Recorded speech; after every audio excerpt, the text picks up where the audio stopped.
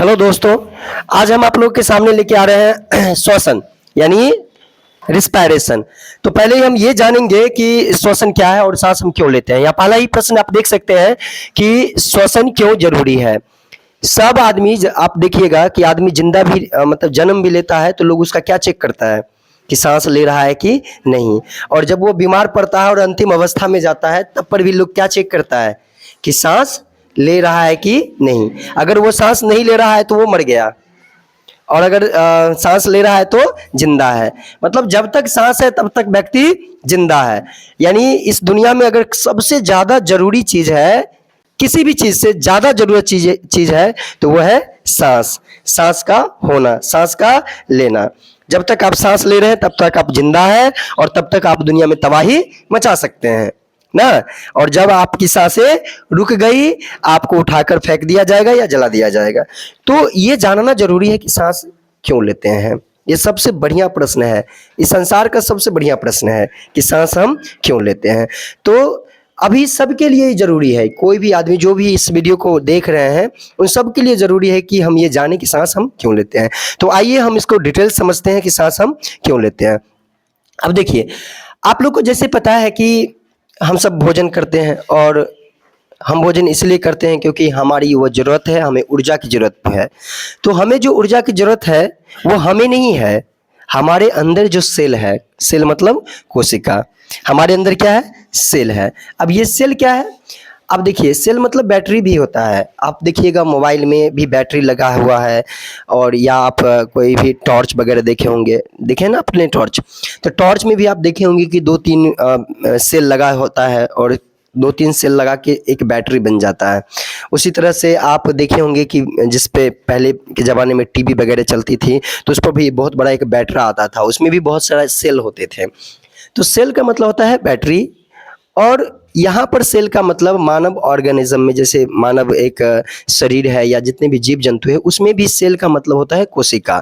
दोनों का काम सेम ही है। जैसे वो बैटरी में जो सेल है वो ऊर्जा देता है और उससे किसी मशीन को चलाया जाता है या किसी डिवाइस को चलाया जाता है। ठीक उसी तरह मानव में भी वो जो सेल है, छोटे छोटे सेल्स हैं, वो सेल भी हम मानव शरीर को चलाता है। और प्रत्येक सेल इंडिविजुअल है, मतलब प्रत्येक सेल अपना काम करता है।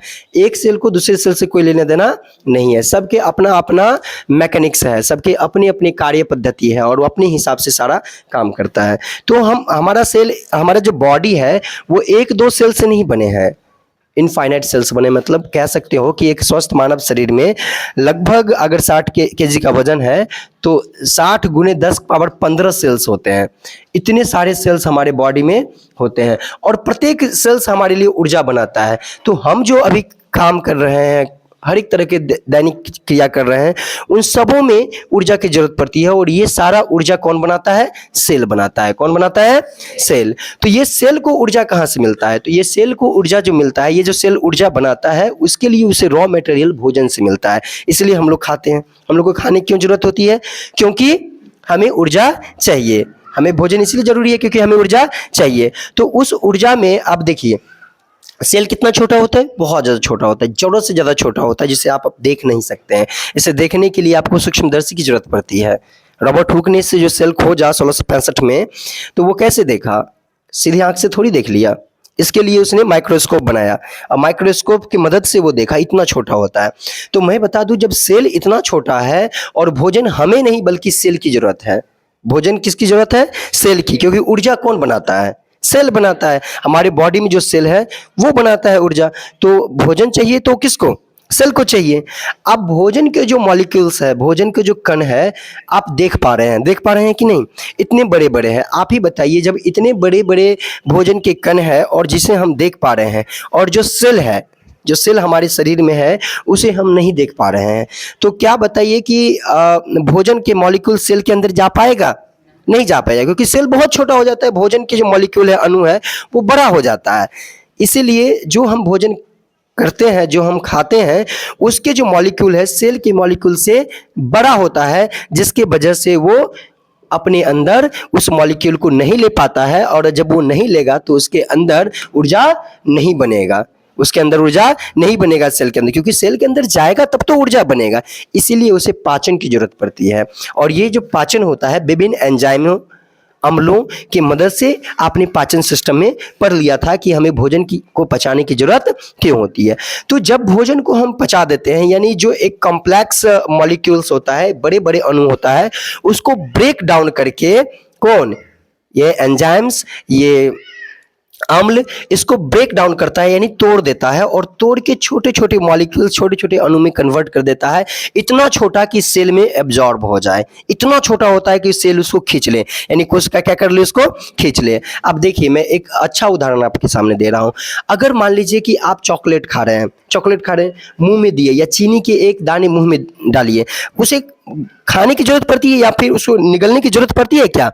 मुंह में ही वो सॉल्व हो जाता है, मतलब मिल जाता है।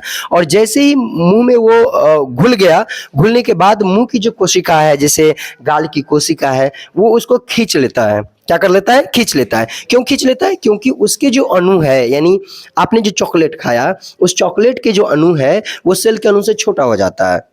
जब वो डिसॉल्व हो जाता है, मतलब जब जैसे मुंह में घुला, तो उसके जो अणु है वो कोशिका के अणु से क्या हो जाता है? छोटा हो जाता है, कोशिका के आकार से छोटा हो जाता है। इस वजह से वो कोशिका के अंदर चला गया, और जैसे कोशिका के अंदर जाएगा, वहां पर कोशिका के अंदर में जो ऑर्गेन्स है, जैसे साइटोप्लाज्म है, जैसे माइटोकॉन्ड्रिया है, वहां पर एंजाइम्स की मदद से और ऑक्सीजन की मदद से वहां पर उसका रिस्पायरेशन होता है, श्वसन होता है, और ऊर्जा एटीपी के रूप में बन जाता है। तो ये चीजें हम सेलुलर रिस्पायरेशन में पढ़ेंगे। तो पहले ये जान लिए कि हमें ऊर्जा की सांस लेने की जरूरत क्यों पड़ती है ना। तो सांस इसीलिए लेते हैं ताकि हमारा जो हमने जो भोजन किया है वो सेल के अंदर गया, इसके लिए पाचन हुआ। पाचन के बाद जो छोटे अणु में टूट गया, तो वो कहाँ चला गया? सेल के अंदर। कहाँ गया? सेल के अंदर। अब सेल बिना ऑक्सीजन को उसको तोड़ नहीं सकता है। जब तक उस सेल को ऑक्सीजन ना मिले, तब तक वो जो कोशिकीय ईंधन है, कोशिकीय ईंधन जो जिससे वो ऊर्जा बनाता है, ग्लूकोज, उसको वो तोड़ नहीं सकता है। ग्लूकोज को कोशिकीय ईंधन कहा जाता है, यानी सेल का ईंधन है, जलावन है वो कौन? ग्लूकोज। यानी हम जो भोजन खा के पचाते हैं और उस भोजन से जो चीजें निकलती है वो ग्लूकोज होता है। वो क्या होता है? ग्लूकोज। और वही ग्लूकोज सेल के अंदर जाता है। कहाँ जाता है? सेल। यानी 6 कार्बन वाला ग्लूकोज सेल के अंदर में जाता है, और वो सेल क्या करता है? ऑक्सीजन की मदद से फिर से इसको ब्रेक डाउन करता है, यानी फिर से उसे तोड़ता है। और जब वो तोड़ता है, तब जाके बनता है आपका क्या? ATP, adenosine triphosphate. और तब बनता है आपका कार्बोहाइड्रेट, सॉरी, तब बनता है वो कार्बन डाइऑक्साइड, CO2, और उसके बाद बनता है जल। ठीक है, कार्बन डाइऑक्साइड, जल बनता है, और एटीपी बनता है। और वही एटीपी ऊर्जा हमारे शरीर के लिए ऊर्जा का काम करता है, और उसी से हमारा शरीर चल रहा है। और ये काम जब तक हो रहा है तब तक हम जिंदा है, और ये काम जब बंद हो जाएगा तो उसी दिन हमारा क्या हो जाएगा? डेड हो जाएगा, यानी हमारी कोशिका मर जाएगी। और जैसे हमारी कोशिका मरेगी तो हम जिंदा थोड़ी रहेंगे। बैटरी निकाल कर फेंक दोगे तो उस मशीन का कोई वैल्यू रहेगा? नहीं रहेगा ना। बैटरी ही निकाल के फेंक दो, यानी आपके बॉडी के सारे सेल मर गए तो आप मर गए, आपको कोई बचाने वाला नहीं है। तो ये सेल कब तक जिंदा रहेगा? जब तक सेल ऊर्जा बनाने का काम करता रहेगा, जब तक सेल सांस लेता रहेगा, जब तक उसको ऑक्सीजन मिलता रहेगा, और जब तक उसको खाने की चीजें मिलता रहेगा और एटीपी बनाता रहेगा, तब तक सेल जिंदा रहेगा, और तब तक मनुष्य जिंदा रहेगा। तो ये क्रिया एकदम लगातार चलते रहता है, कभी भी रुकता नहीं है। इसको हैंस क्रैब ने खोजा था, इसलिए इस क्रिया को क्रैब्स चक्र कहते हैं। तो आशा करते हैं कि आपको ये समझ में जरूर आया होगा कि हम सांस क्यों लेते हैं। ठीक है, सांस इसीलिए लेते हैं ताकि हम जिंदा रहे ना। सांस है तब तक जिंदा है, सांस बंद तो हम मर जाएंगे। ठीक है, हमारी कोशिकाओं को विशेष रूप से चाहिए ऑक्सीजन, और बिना ऑक्सीजन का वो 3 मिनट से ज्यादा जीने वाला नहीं है। 3 मिनट के बाद उसका ऊर्जा खत्म हो जाएगा, और 3 मिनट के बाद जैसे ऊर्जा उसकी खत्म होगी वो मर जाएगा। बहुत छोटा सा होता है भाई, वो कितना ऊर्जा स्टोर करके रखेगा? बहुत कम। तो उसको लगातार ऊर्जा चाहिए। क्या चाहिए? लगातार। आप कहोगे उसको लगातार ऊर्जा चाहिए सर, तो हमारे शरीर, हम तो 2-2 दिन, 4-4 दिन, 5-5 दिन तक नहीं खाते हैं, फिर भी तो जिंदा रहते हैं। ऐसा आप लोग सोचते हैं ना? अरे एक रामलू राजू थे जो 56 दिन तक नहीं खाया और वो भी जिंदा रहा। तो सिंपल समझिए भाई, हमारा जो शरीर है वो इमरजेंसी के लिए टिश्यू में, अब तक तो पढ़े हैं 9th क्लास में, टिश्यू में ग्लाइकोजन के रूप में और लीवर में ग्लाइकोजन के रूप में भोजन को स्टोर करके रखता है। ठीक है, वो इमरजेंसी के लिए, जैसे हम लोग जो उपजाते हैं फसल, वो एक ही दिन थोड़ी ना खा जाते हैं, उसको स्टोर करके रखते हैं ताकि जब परिस्थिति बुरा हो या जब कुछ ना मिले तो वहाँ से हम निकाल के खाएंगे। इसलिए इमरजेंसी के लिए हमारा बॉडी भी भोजन को संचित करके रखता है, जो हम पचा के अभी संचित करके रखेंगे। जैसे पेड़ पौधा में देखिए, पेड़ पौधा एक निश्चित सीजन में बहुत ज़्यादा भोजन बना लेता है और बना के उसके बाद वो तना में, फल में, पत्ती में स्टोर करके रख लेता है और बाद में उसका यूज़ करता है। हालांकि वो यूज़ नहीं कर पाता है, सॉरी, वो बराबर बनाते रहता है और उसको वो जो संचित करके रख दिया वो वेस्ट हो गया उसके लिए, तो वो फल के रूप में हम लोग यूज़ कर लेते हैं। लेकिन मानव में ऐसा नहीं है, मानव स्टोर करके रखता है, उसी से फैट बनता है। मानव में जो देखते हो यहाँ पे बैक में फैट बन जाता है या पेट पर फैट बन जाता है या मोटापा आ जाता है, तो वो क्या है, एक्स्ट्रा फैट है, यानी एक्स्ट्रा ऊर्जा है जो हमारी बॉडी को नहीं चाहिए लेकिन हमने ज़बरदस्ती उसको दे दिया। ठीक है, कैलोरी होता है कि हमारे शरीर को 2400 कैलोरी की ऊर्जा होती है और हमने दे दिया 30 मतलब 2400 चाहिए, हम 3000 कैलोरी दे दिए तो 600 ज़्यादा हो गया। तो 600 क्या करेगा, हमारा बॉडी स्टोर करके रखेगा। बाद में अगर हम फिर भोजन किसी दिन ना करेंगे तो वो 600 कैलोरी जो ऊर्जा है वो यूज़ हो जाएगा। ठीक है, तो इसलिए उपवास करना भी जरूरी है। तो आइए, हम अगर जान चुके हैं कि हम सांस क्यों लेते हैं, तो आगे समझते हैं कि सांस श्वसन क्रिया में क्या क्या घटनाएं होती है, अंदर से हम इसके पूरे सिस्टम को समझने वाले हैं। आइए, तो आप देख सकते हैं कि यहाँ पर हमने ग्लूकोज लिखा है, ये क्या है, ग्लूकोज है। तो ये जो ग्लूकोज है, श्वसन के अगर इक्वेशन के रूप में देखा जाए तो ग्लूकोज जो है 6 अणु वाला है। ग्लूकोज कितने अणु वाला है, 6 अणु वाला है। तो ये ग्लूकोज कहाँ से आता है भाई साहब, ये भोजन के पचने के बाद आता है और कोशिका इसी को खींच लेता है। उसके बाद ये चीजें जो होती है, ये जो क्रिया होती है माइटोकॉन्ड्रिया के अंदर होती है। कहाँ होती है, कोशिका के अंदर, माइटोकॉन्ड्रिया के अंदर होती है। तो ये माइटोकॉन्ड्रिया इसको ब्रेक डाउन करता है। क्या करता है, ब्रेक डाउन करता है। ब्रेक डाउन का मतलब होता है तोड़ना। ठीक है, इसे कैटाबॉलिक भी बोलते हैं। किसी बड़े अणु को तोड़ने की जो क्रिया होती है वो कैटाबॉलिक होती है। ठीक है, और जोड़ने की क्रिया को एनाबॉलिक बोलते हैं। ठीक है, एक होता है कैटाबॉलिक, एक होता है एनाबॉलिक। तो कैटाबॉलिक क्या होता है, जब बड़े से अणु टूटता है तो उसको बोलते हैं कैटाबॉलिक। अब देखिए, ग्लूकोज टूट रहा है, ग्लूकोज क्या हो रहा है, टूट रहा है, तो इसको क्या बोलेंगे, कैटाबॉलिक। ठीक है, उपापचयी, क्या बोलेंगे इसको, उपापचय, हिंदी में उपापचय बोलेंगे। तो ये कैटाबॉलिक से ये टूटता है और ये टूट के आपको क्या बनाया, कार्बन डाइऑक्साइड। क्या बनाया, कार्बन डाइऑक्साइड। और साथ ही में 6 अणु जल का दिया और ऊर्जा बनाता है एटीपी के फॉर्म में। किसके रूप में बनाता है, एटीपी के फॉर्म में, यानी एडेनोसाइन ट्राइफॉस्फेट के फॉर्म में बनाता है। और इसमें ऊर्जा जो मुक्त होता है वो होता है आपका 2830 किलो जूल। ऊर्जा का ऐसा यूनिट क्या है, मात्रक क्या है, जूल है। तो ये कितना ऊर्जा बनाता है, 2830 जूल बनाता है। अब देखिए, सांस श्वसन जो क्रिया होती है इसको 2 पार्ट में बांटा गया। पहले इसकी कहानी को समझते हैं।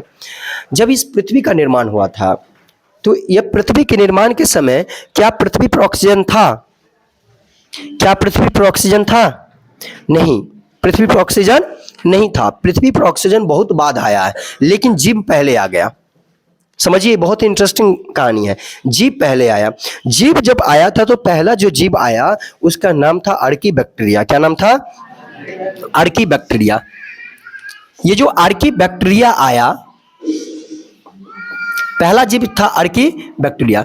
तो जो आर्कीबैक्टीरिया आया तो ये जीव बना ना।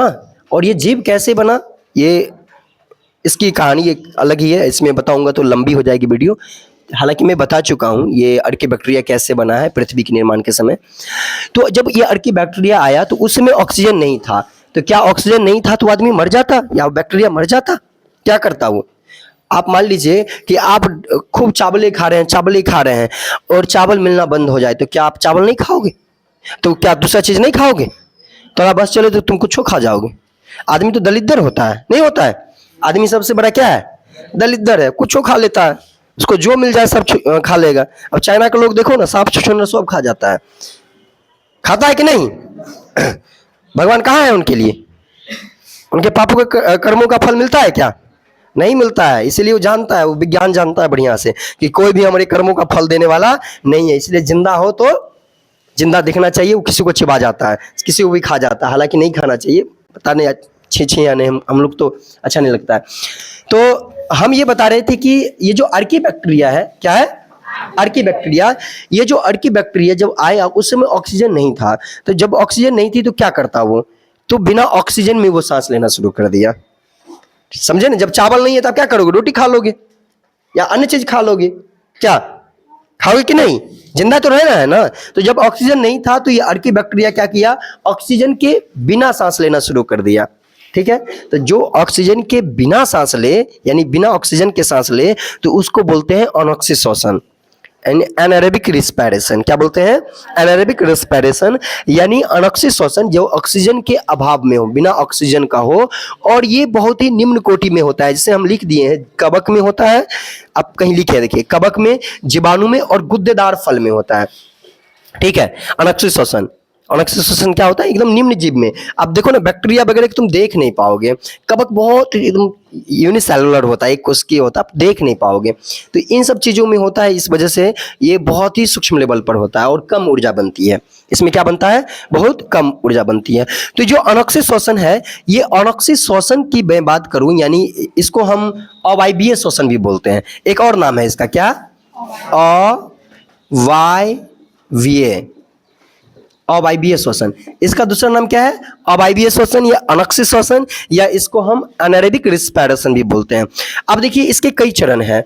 पहली बात कि अगर अनॉक्सिक श्वसन ऑक्सीजन की अनुपस्थिति में कवक, जीवाणु तथा गुद्देदार फल में हो, तो वहां पर एक एंजाइम काम करता है जिसका नाम है जाइमेज। क्या नाम है, जाइमेज। जाइमेज एक एंजाइम है, ठीक है, जो पाया जाता है इन तरह के कवक, जीवाणु और गुद्देदार फलों में पाया जाता है। और इनकी उपस्थिति में, यानी जाइमेज की उपस्थिति में, एक जीव है जिसका नाम है ईस्ट। क्या नाम है, ईस्ट।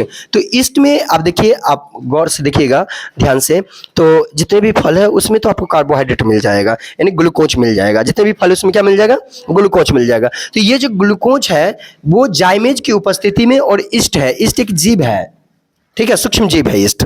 ईस्ट क्या है, सूक्ष्म जीव है। तो ये उसके उपस्थिति में ये बनाता है आपका अल्कोहल।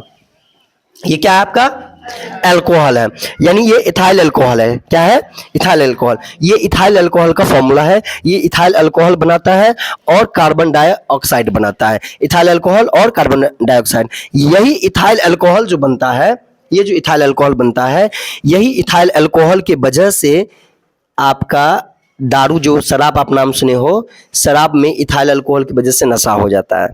यही मतलब शराब भी है। और इस क्रिया को किण्वन बोलते हैं, फर्मेंटेशन। क्या बोलते हैं, फर्मेंटेशन। तो यही क्रिया क्या कहलाता है, किण्वन। यानी आप कह सकते हो कि ग्लूकोज यानी चीनी, यानी ग्लूकोज यानी चीनी। तो ग्लूकोज का जाइमेज एंजाइम की उपस्थिति में और ईस्ट के साथ जब अब उसकी अभिक्रिया होती है, तो इथाइल अल्कोहल, कार्बन डाइऑक्साइड और ऊर्जा बनता है। और इस क्रिया को हम क्या बोलते हैं, किण्वन, यानी फर्मेंटेशन बोलते हैं। और इसी फर्मेंटेशन की वजह से जो बेकरी उद्योग है, बेकरी इंडस्ट्री है, या वाइन इंडस्ट्री है, शराब इंडस्ट्री है, वो इसी अभिक्रिया से चलता है। और उसमें कैसा श्वसन होता है, अनॉक्सिक श्वसन होता है। और इसी से आपका अल्कोहल बन जाता है। ठीक है, अल्कोहल बनता है और वही दारू में पाया जाता है, शराब में पाया जाता है, जिसको पीकर लोग नशा करते हैं और बड़ा झूम जाते हैं, उनको बहुत अच्छा लगता है। ठीक है, पीने वालों के लिए ये अमृत है। पीने वालों के लिए क्या है, ये अमृत है। ठीक है, तो ये कार्बन डाइऑक्साइड है और ये एनर्जी है। तो ये इसमें 25 किलो कैलोरी ऊर्जा बनता है, मात्र कितना, 25 किलो कैलोरी। हालांकि अच्छा खासा ऊर्जा है, 25 किलो कैलोरी कम ऊर्जा नहीं है। आप देखिए यहाँ पर 2830 किलो कैलोरी ऊर्जा बन रहा है और यहाँ पर 25 किलो कैलोरी ऊर्जा बन रहा है। तो इस क्रिया को क्या बोलते हैं, किण्वन। ये कहाँ होता है सर, ये जो जितनी भी क्रियाएं होती है ये आपका ईस्ट में होता है, ईस्ट जैसे जीव में होता है। वो एक कोशिकीय जीव है, ठीक है, एक कोशिकीय जीव होता है। और ये सारा उसके साइटोप्लाज्म में होता है। साइटोप्लाज्म समझते हो ना, कोशिका द्रव, यानी कोशिका, ये अगर कोशिका है, ये इसका केंद्रक है। और ये जो पार्ट होता है ये इसका साइटोप्लाज्म कहलाता है। ये क्या कहलाता है, साइटोप्लाज्म। तो ये सारी क्रियाएं साइटोप्लाज्म के अंदर होता है और इससे बनता है क्या, अल्कोहल बनता है। यहां तक बात समझ में आ गई। दूसरा चरण देखिए, हमने देखा कि जो अनॉक्सिक श्वसन होता है, पहले ग्लूकोज ब्रेक डाउन होता है। ठीक है, ग्लूकोज क्या होता है, ब्रेक डाउन होता है। ब्रेक डाउन होता है एक पायरुविक अम्ल में। ग्लूकोज भी टूटता है, यानी ये 3 अणु में टूटता है। सिंपल समझिए, ग्लूकोज 6 अणु वाला होता है। कार्बन के कितने अणु होते हैं? 6। आप ग्लूकोज के सूत्र देखिए तो इसमें कार्बन के कितने अणु हैं? 6 अणु है। जब इसमें अनोक्सी श्वसन होता है तो ये टूटता है। फिर से समझिए क्या होता है? ये टूट जाता है। ये टूट कर 3 अणु वाले पायरुविक अम्ल बनाता है। क्या बनाता है? 3 अणु वाले पायरुविक अम्ल बनाता है। यही आपका पायरुविक अम्ल का फॉर्मूला। ये कि 3 कार्बन की अणु है। कार्बन के कितने अणु है? 3 है। और ये क्या है? ग्लूकोज है। ये क्या है? ग्लूकोज है। ये ग्लूकोज का टूटना क्या कहलाएगा? कैटाबॉलिक। क्या कहलाएगा? कैटाबॉलिक। तो ये कैटाबॉलिक प्रोसेस होता है और ये जो टूटता है ऑक्सीजन की अनुपस्थिति में टूटता है, यानी साइटोप्लाज्म में। ये कहां होता है भाई साहब? ये कहां टूटता है? साइटोप्लाज्म में। साइटोप्लाज्म कहां होता है? कोशिका के अंदर, कोशिका झिल्ली के अंदर। केंद्रक और कोशिका झिल्ली के बीच का जो सारा पार्ट होता है यही आपका साइटोप्लाज्म होता है। तो साइटोप्लाज्म यानी कि कोशिका द्रव में ये टूटता है ग्लूकोज। जो हमने भोजन किया वो कोशिका के अंदर गया, तो कोशिका के अंदर किससे जाएगा? इसी में एसपीएम होता है। एसपीएम इसको बोलते हैं सेमी परमेएबल मेम्ब्रेन। क्या बोलते हैं? Semi permeable membrane. तो जो एसपीएम होते हैं उसमें छोटे छोटे छिद्र होते हैं। एसपीएम में क्या होते हैं? छोटे छोटे छिद्र होते हैं। इसी छिद्र के माध्यम से जो फूड का मॉलिक्यूल है, जो कार्बोहाइड्रेट का मॉलिक्यूल्स है, वो हमारी कोशिका के अंदर में घुसता है। ठीक है। जैसे इसके अंदर में घुसा यानी साइटोप्लाज्म में चला गया। कहां चला गया? साइटोप्लाज्म में। और जैसे साइटोप्लाज्म में गया, साइटोप्लाज्म भूखेल हो गया, एकदम खुशी से पागल हो गया, उछलने कूदने लगा। आ गया चाचा, आ गया, आइए चाचा। तो उसको बुला लेते हैं। किसको? किसको बुलाते हैं? अरे भोजन के अणु गए क्योंकि भूखेल है। अभी आप ही मानिए ना कि आप 10 दिन से भूखेल हो, ऐसा तो नहीं होगा, लेकिन आप भोज में गए, आप सुबह से नहीं खाए हुए हैं, ठीक है, अब बैठ गए पंगत में, अब इंतजार कर रहे भाई जल्दी से दे, एक पूरी मतलब कचौड़ी दे दिया, सब्जी दे दिया, बाकी इंतजार नहीं करे, टूट पड़ रहे हैं भाई, आते तो फिर खाइए ना, लगे रहे हैं। तो वही ये भूखा हुआ कोशिका है। क्या है? भूखेल कोशिका है। जैसे ये आया तो माइटोकॉन्ड्रिया का इंतजार नहीं करता है, इस साइटोप्लाज्म में ही इसका शुरू हो जाता है इसको पचाना। ठीक है, कहीं अभी हमको तुरंत चाहिए, ठीक है, ये कंफ्यूज हो जाता है, माइटोकॉन्ड्रिया तक पहुंचने नहीं दिया जाता है। माइटोकॉन्ड्रिया से पहले ये कोशिका द्रव में ही क्या कर देता है? इसको तोड़ देता है। क्या कर देता है? तोड़ देता है। कहता पहले यहाँ कुछ ऊर्जा दे दीजिए महाराज, तब जाइएगा माइटोकॉन्ड्रिया के पास। तो भाई साहब पहले क्या करता है कि ये जो ग्लूकोज है इसको ब्रेक डाउन पहले साइटोप्लाज्म में ही कर देता है। कहां कर देता है? इस जगह पर साइटोप्लाज्म में ब्रेक डाउन कर दिया। और जैसे साइटोप्लाज्म में ब्रेक डाउन किया, और सर ये जो है ना अनोक्सी श्वसन में माइटोकॉन्ड्रिया तक जा ही नहीं सकता है। क्यों? क्योंकि माइटोकॉन्ड्रिया भाई सख्त आदमी है। कहा बिना ऑक्सीजन का तुम यहाँ भेजेगा, क्योंकि मेरे पास ऑक्सीजन चाहिए भाई, मेरे पास क्या चाहिए? ऑक्सीजन चाहिए। तो ऑक्सीजन जब तक नहीं रहेगा तब तक हम उसको तोड़ेंगे नहीं। और भाई साहब ये अनोक्सी श्वसन है, कहता हमारे पास ऑक्सीजन नहीं है, मतलब वो ऐसे जीव में हो रहा है जिसके पास ऑक्सीजन है ही नहीं। बात आ रही समझ में? कवक में हो रहा है, जीवाणु में हो रहा है, गुद्देदार फल में हो रहा है, और वहां ऑक्सीजन का सप्लाई ही नहीं है। तो माइटोकॉन्ड्रिया, एक पहली बात तो जान लीजिए कि जीवाणु वगैरह में माइटोकॉन्ड्रिया होता नहीं है। ठीक है, वो निम्न जो सूक्ष्म जीव जो होते हैं, निम्न कोटि के जीव, उसमें माइटोकॉन्ड्रिया होता ही नहीं है, बस साइटोप्लाज्म होता है। तो बेचारा क्या करेगा? जब माइटोकॉन्ड्रिया है नहीं तो वहां पर तो श्वसन होगा नहीं, इसको ऑक्सीकरण होगा नहीं, तो ये आपका साइटोप्लाज्म से ही काम चला लेता है। इसलिए बहुत कम ऊर्जा बनती है, मात्र 2 एटीपी बनता है। कितना बनता है? 2 एटीपी। तो इसको तोड़ा, इसको ब्रेक डाउन किया साइटोप्लाज्म में, और ये पायरुविक अम्ल बनाया। क्या बनाया? पायरुविक अम्ल। आप इक्वेशन दे सकते हैं, ये ग्लूकोज है, ये ग्लूकोज ब्रेक डाउन हुआ कहाँ? साइटोप्लाज्म में। ये कहाँ ब्रेक डाउन हुआ? साइटोप्लाज्म में, यानी कोशिका द्रव में, और तब ये बनाया पायरुविक अम्ल। क्या बनाया? पायरुविक अम्ल। अब ये पायरुविक अम्ल जो है, पायरुविक अम्ल भी तोड़ेगा। पायरुविक अम्ल को तोड़ेगा कौन? जाइमेज, और ईस्ट पाया जाएगा किसमें? कवक जीवाणु में। ठीक है, तो ये क्या करेगा? पायरुविक अम्ल को तोड़ के तब यहां से बनाएगा एथेनॉल। क्या बनाएगा? एथेनॉल। और तब कार्बन डाइऑक्साइड बनाएगा, और तब 28 किलो कैलोरी ऊर्जा का निर्माण करेगा। और इस पूरे प्रोसेस में 8 एटीपी ऊर्जा बनता है। कितना बनता है? तो आप याद रखिएगा कि अनोक्सी श्वसन में कुल कितने ऊर्जा बनता है? 8, यानी पूरे प्रोसेस में आपका 8 एटीपी ऊर्जा का निर्माण होता है। कितने? 8 एटीपी ऊर्जा का निर्माण होता है। ठीक है, अब देखिए ये जो इथेनॉल बना, यही इथेनॉल शराब है। यही क्या है?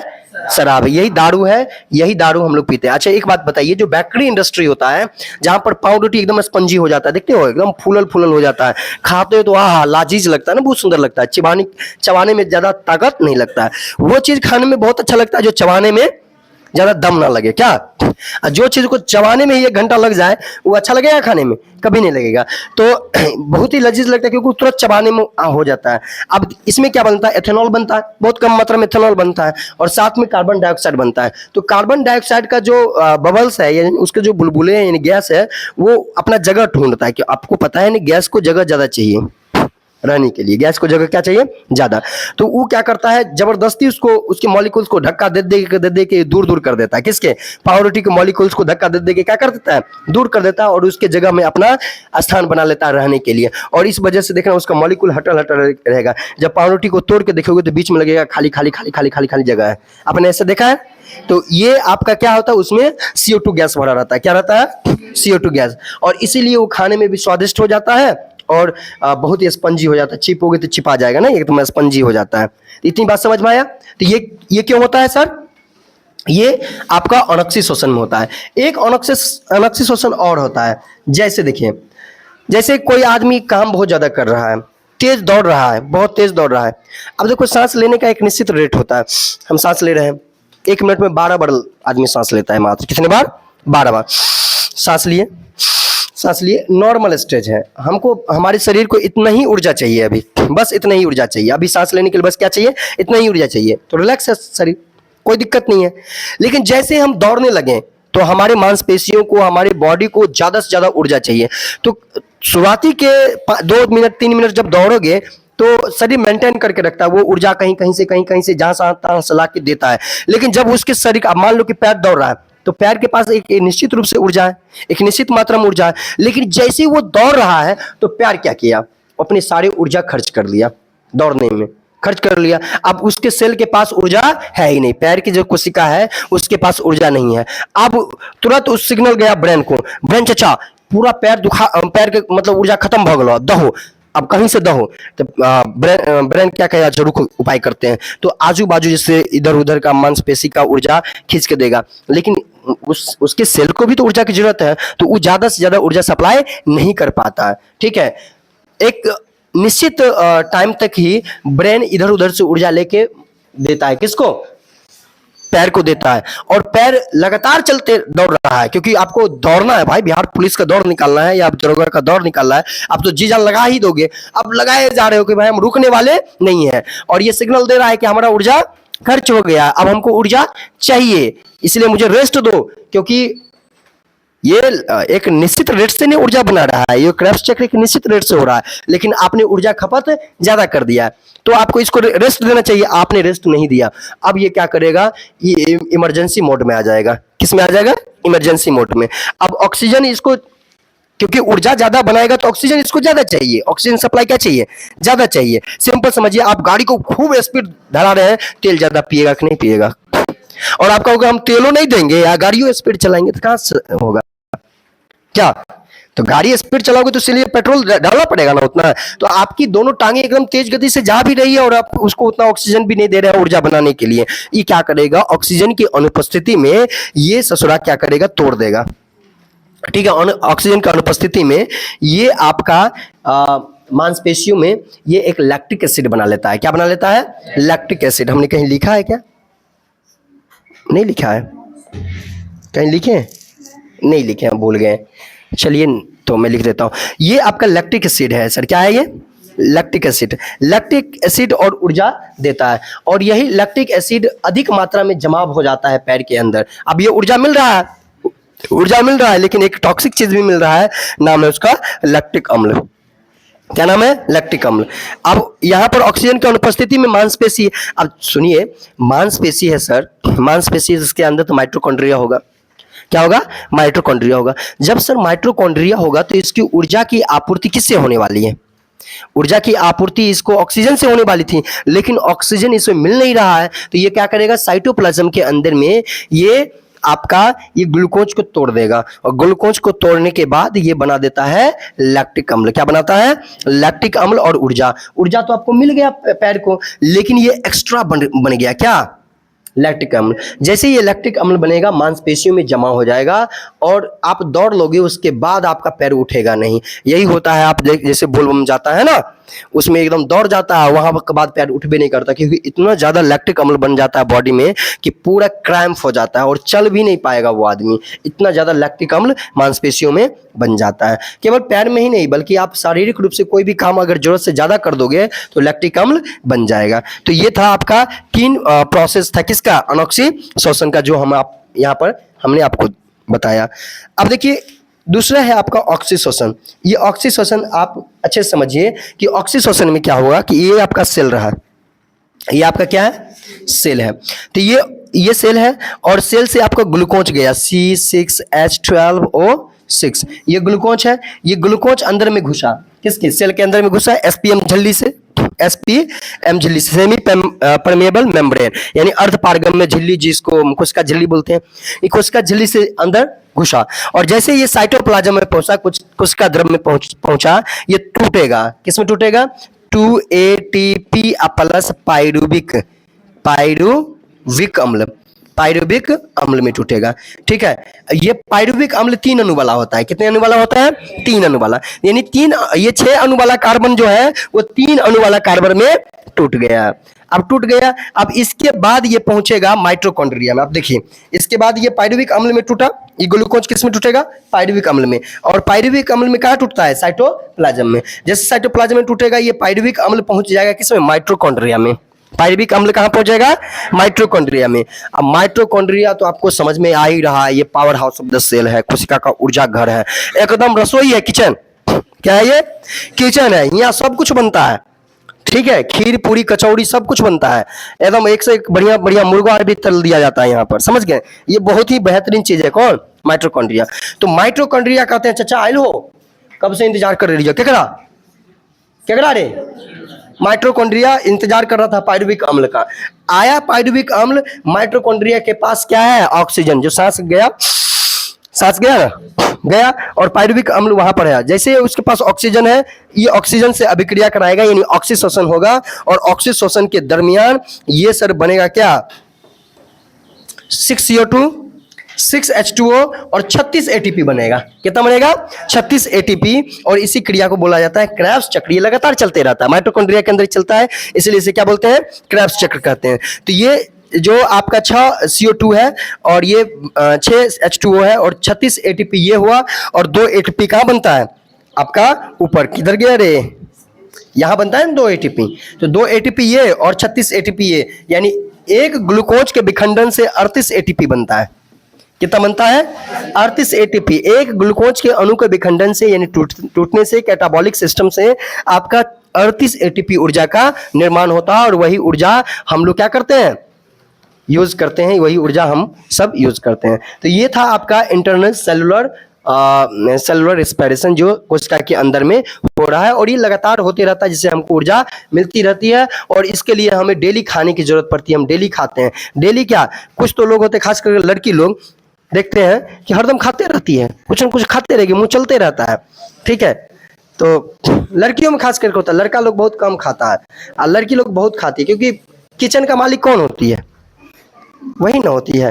किचन का जो मालिक होगी वो अपना जो मन सो हरदम बना बना के खाएगी, लेकिन लड़का लोग का भाई बनाने ही नहीं आता है, क्या करेगा वो। तो आइए आगे हम चलते हैं, जंतुओं में श्वसन को देखते हैं। क्या देखते हैं, जंतुओं में श्वसन। तो जंतुओं में श्वसन को देखिएगा तो अलग अलग जीवों में श्वसन के लिए अलग अलग अंग होते हैं। जैसे इसमें हमने लिखा है कीट, जैसे आप टिड्डा नाम सुने हो, टिड्डा नाम सुने हो, अरे हम लोग भगवान का घोड़ा बोलते हैं ना, टिड्डा हो गया, या कॉकरोच पार्टी, कौन सर,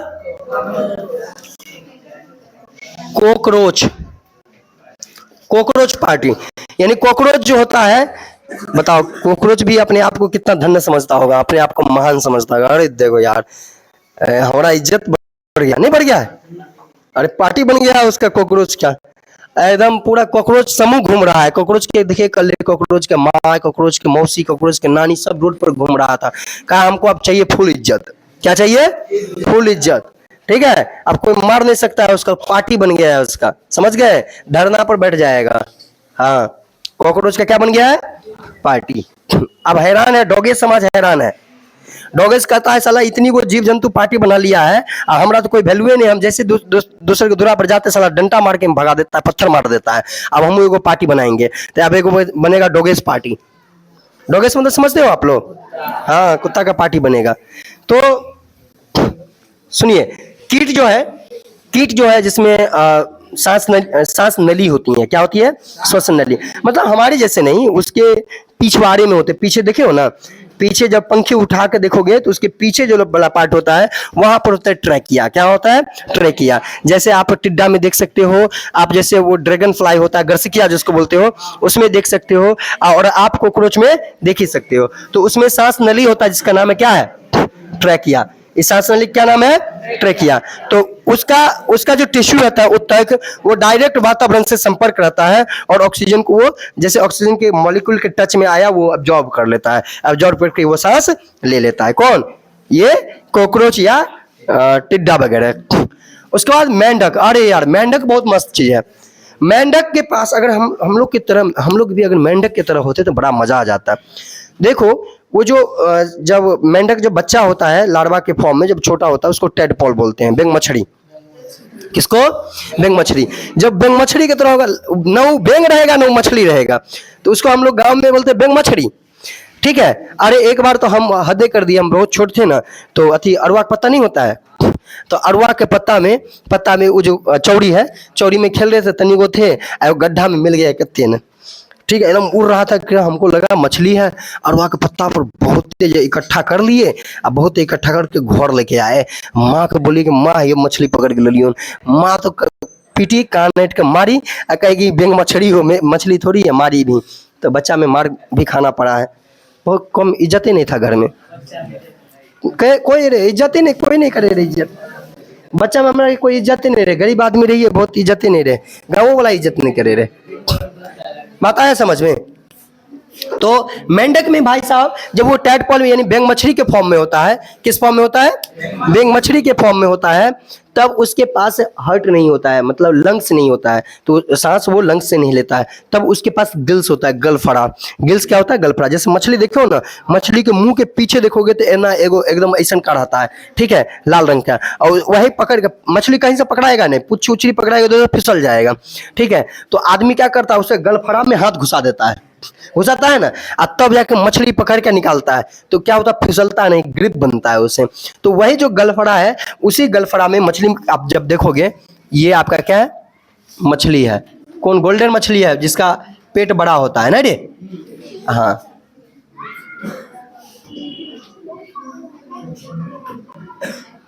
हाँ, यहां पर इस तरह से आप गलफड़ा देख सकते हैं। ये आंख है मछली का, ठीक है, ये मछली क्या है? आंख है। तो यहाँ पर फिन होता है मछली का, फिन समझते हो ना, ये तैरने वाला जो होता है फिन, ये मछली का फिन होता है, 4 गो फिन होता है।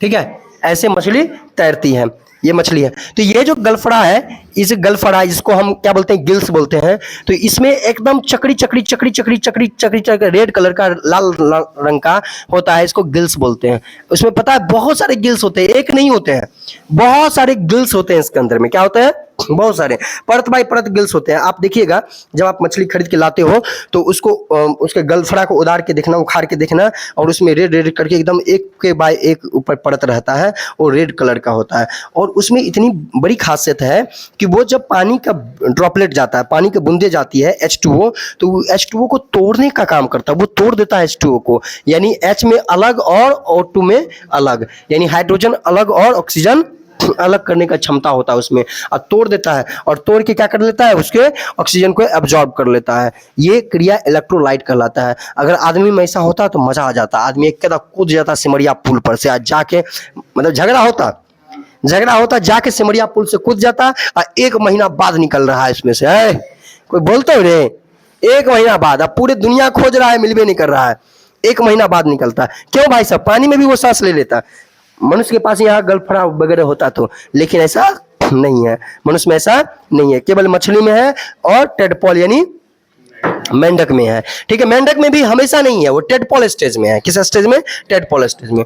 लेकिन जैसे मेंढक थोड़ा सा वयस्क होता है, मतलब बड़ा होता है, जवान होता है, तब जाके उसमें विकसित हो जाता है कौन? लंग्स, यानी फेफड़ा विकसित हो जाता है और हम और आपके तरह सांस लेता है। आप देखिएगा उसके आंख जो दो बटन की तरह ऐसे ऐसे दिखता है, ऐसे ऐसे करेगा हरदम। उसके जस्ट नीचे दो भूम होता है, छेद होता है।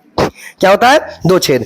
तो उस छेद को आप देखिएगा, ठीक है। उसी छेद से वो सांस लेता है, जिसका नाम, जिसको हम मतलब आगे चलकर वो लंग्स में चला जाता है, जैसे ट्रकिया हम लोगों में होता है, पूरा सांस नली होता है, ठीक उसी तरह ये फेफड़ा से सांस लेता है। उसके बाद प्रवसन अवस्था होता है। प्रवसन अवस्था क्या है? रिटायरमेंट।